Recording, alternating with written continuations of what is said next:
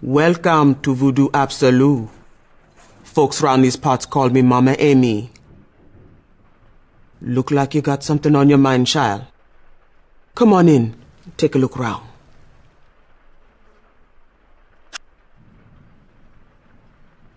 Afraid I don't rightly know of any lost souls, child. The folks who moved in down the road best be moving on. Make no mistake, there's evil up there. I can tell by the look in your eyes you've seen the face of evil.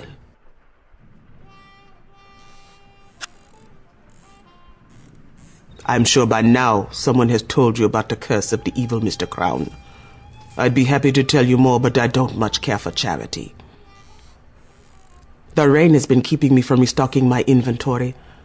How about you go fetch me some items for my display here? You do that, and I may teach you a little voodoo.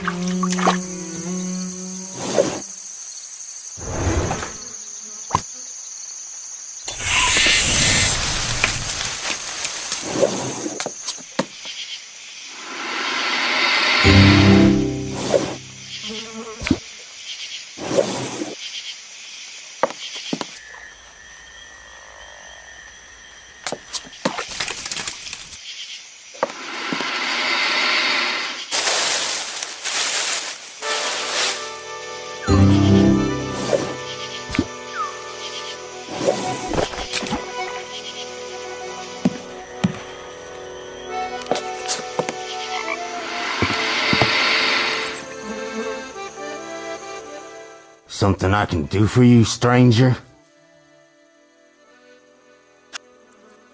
I don't know nothing about it. Frankly, I don't care to. Don't tell me you came all the way down here to ask me such foolish questions. Do I look like I want to be bothered? The only ghost around here is gonna be wearing your shoes if you don't leave me alone.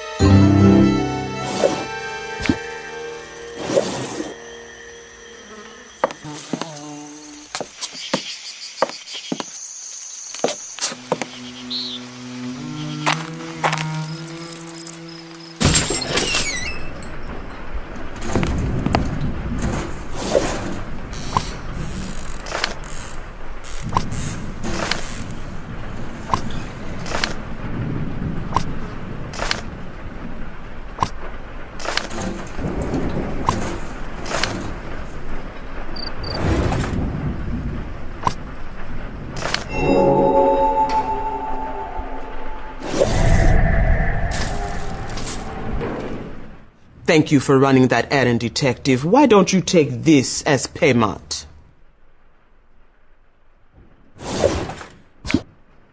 It's what I call a sleeping conjure. You put a little in someone's drink, and they will sleep fine for a short while. Is there anything else Mama Amy can do for you?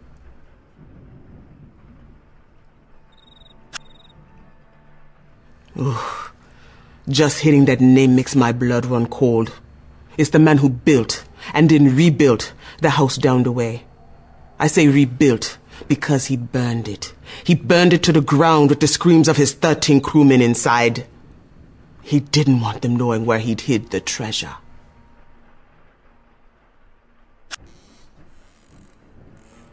One skull each for every man who died in the fire. I suppose he wanted his crew with him long after he passed on. Find the skulls, and you find the treasure. I reckon that nasty old Mr. Crown is keeping watch over what he don't want found. Best be careful out there, Detective. Snakes and gators aren't the only trouble in those waters. The only reason someone would be out there is because they want to be left alone. I'm afraid you'll have to tell that Mrs. Lawson that no one has seen nor heard from her missing husband.